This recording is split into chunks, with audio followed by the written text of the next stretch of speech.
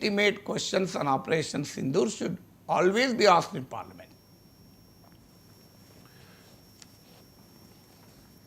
ఇక ఆంధ్రప్రదేశ్ రాజకీయాల విషయానికి వస్తే సార్, ఆంధ్రప్రదేశ్ లిక్కర్ స్కామ్ కేసులో ఎంపీ మిథున్ రెడ్డి అరెస్ట్ అయ్యారు. ఆగస్టు 1 వరకు ఏసీబీ కోర్టు రిమాండ్ కూడా విధించిన పరిస్థితి. జగనే బిగ్ బాస్, జగనే అంతిమ లబ్ధిదారు ఈ మద్యం కుంభకోణంలో అంటూ కూటమి నేతలు కూడా విమర్శిస్తోన్న పరిస్థితి కనిపిస్తోంది. అండ్ జగన్ పేరును కూడా ఛార్జ్షీట్లో ఇంక్లూడ్ చేసిన పరిస్థితి. మరోవైపు ప్రజల దృష్టి మళ్లించేందుకే అక్రమ కేసు అంటూ జగన్మోహన్ రెడ్డి చెబుతూ ఉన్నారు. సార్, ఈ లిక్కర్ స్కామ్ కేసు రాజకీయ పర్యవసానాలు ఏంటి అంటే ఏం చెప్తారు? లీగల్ ఏ కేసులైనా ఒకటి లీగల్, రెండు పొలిటికల్. లీగల్ వచ్చినప్పుడు ఇవాళ మిథున్ రెడ్డి పై కావచ్చు, లేదా జగన్ పైనకే కావచ్చు మద్యం కేసు కానీ, గతంలో జగన్ పై ఉన్న కేసులకు కానీ, చంద్రబాబు నాయుడు పైన లిక్కర్ స్కామ్ ఆరోపణలకు కానీ, అలాగే స్కిల్ డెవలప్మెంట్ ఇష్యూస్ కానీ, ఇవి ఏవి వచ్చినా నా స్టాండ్ మొదటి నుంచి లీగల్ అంశాలు కోర్టు పరిధిలో ఉంటాయి. కోర్టులు చర్చించాలి, ఎందుకంటే మనకు ఆ కంప్లీట్ మెటీరియల్ అందుబాటులో ఉండదు. ఇప్పుడు ఒక రిమాండ్ రిపోర్టే మన దగ్గర ఉంది తప్ప ఇన్వెస్టిగేషన్ ఫైల్స్ అన్నీ మన ముందు పెట్టరు.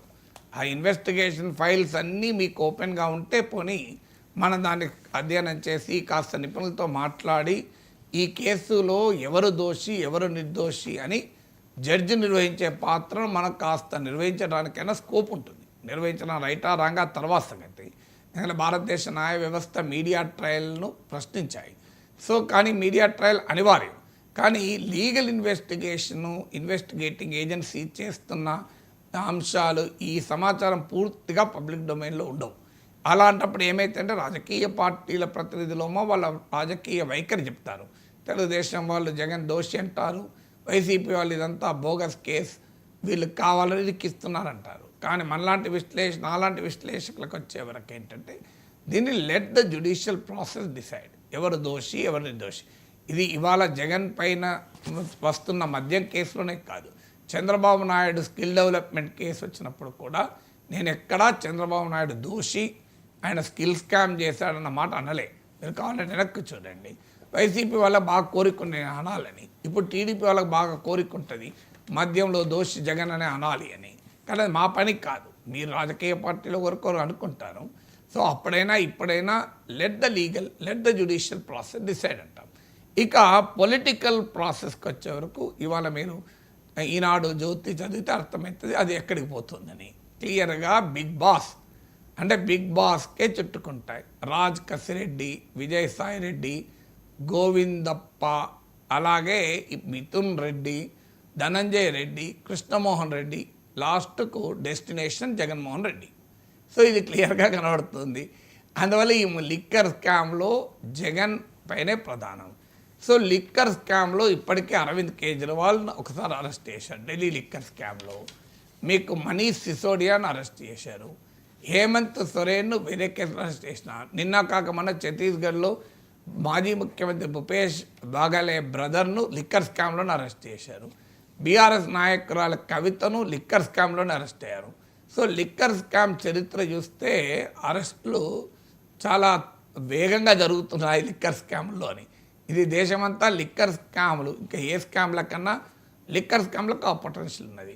సో అందువల్ల లిక్కర్ స్కామ్లో ఇప్పటి వరకు ట్రెండ్ చూస్తే రిమాండ్ రిపోర్ట్ చూసినా, మీకు ఈనాడు జ్యోతి పత్రికల్లో, TV5, ABN, ఈటీవీలో వస్తున్న వార్తల సరళి చూసినా చాలా క్లియర్గా ఇది అల్టిమేట్ బెనిఫిషరీ వైఎస్ జగన్ అనేది ఆల్రెడీ ఈ మీడియాలో, జగన్ను ప్రశ్నించే మీడియాలో ఎస్టాబ్లిష్ అయిపోయింది. ఇక Telugu Desam party social media ecosystem కూడా ఎస్టాబ్లిష్ చేసింది. ఇక లా ఎన్ఫోర్స్మెంట్ ఏజెన్సీస్ ఎస్టాబ్లిష్ చేయాలి. ఆ ఎస్టాబ్లిష్ చేసే క్రమం దగ్గర పడుతున్నట్టుగా కనబడుతోంది. అంటే బిగ్ బాస్ లోపలేసే సమయం ఎంతో దూరం లేదు అని అర్థమవుతుంది.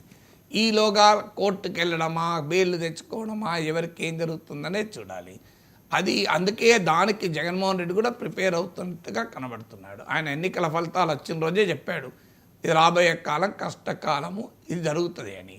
దానికి అనుగుణంగానే జనంలోకి వెళ్తే కొంత జన కవచం ఉంటుంది అని ఆలోచించి పొగాకు రైతు, మిర్చి రైతు, మామిడి రైతు అని వెళ్తున్నాడు. అంటే ప్రజాక్షేత్రములో ఉంటే మీకు స్కిల్ డెవలప్మెంట్ స్కామ్లో కూడా చంద్రబాబు నాయుడు అరెస్ట్ ఎక్కడయ్యాడు? ఆయన ఇంట్లో అరెస్ట్ కాలేదు, నంద్యాలలో అరెస్ట్ అయ్యాడు. సో అందువల్ల పొలిటికల్ ఇప్పుడు కేటీఆర్ కూడా ఈ టెలిఫోన్ ట్యాపింగ్ కేసు ఇతర కేసులు దగ్గర పడుతున్న కొద్ది పాదయాత్ర చేస్తానన్నాడు.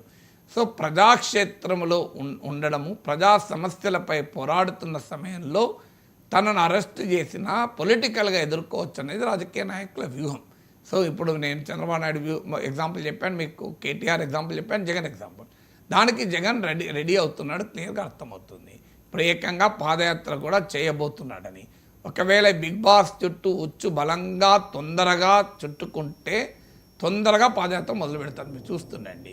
అంటే బహుశా జగన్మోహన్ రెడ్డి వ్యూహం ఏమై ఉంటుందంటే పాదయాత్రలు ఉండగా అరెస్ట్ కావాలి. ఒకవేళ అరెస్ట్ అయితే, సో అరెస్ట్ అనివార్యమైతే పాదయాత్ర ఉండగా అరెస్ట్ కావాలని. సో సైకలాజికల్గా జగన్ ప్రిపేర్ అయినట్టుగా కనబడుతుంది. మీరు ఆ జగన్ వ్యతిరేక మీడియాలో వస్తున్న కథనాలు చూస్తే సమాజాన్ని కూడా రెడీ చేస్తున్నట్టు కనబడుతోంది. ఇవాళ తెలుగుదేశం మద్దతుదారుల నుంచి, శ్రేణుల నుంచి ఇంకెప్పుడు అని ఇంకెంతకాలం జగన్ లోపలయ్యారు అనే క్వశ్చన్లు అనివార్యంగా వస్తున్నాయి. సో అందువల్ల జగన్మోహన్ రెడ్డి చుట్టూ ఇది జరిగే సూచన కనబడుతోంది. సో తాను ఒకవేళ అరెస్ట్ అయితే పార్టీ యంత్రాంగం ఏమవుతుంది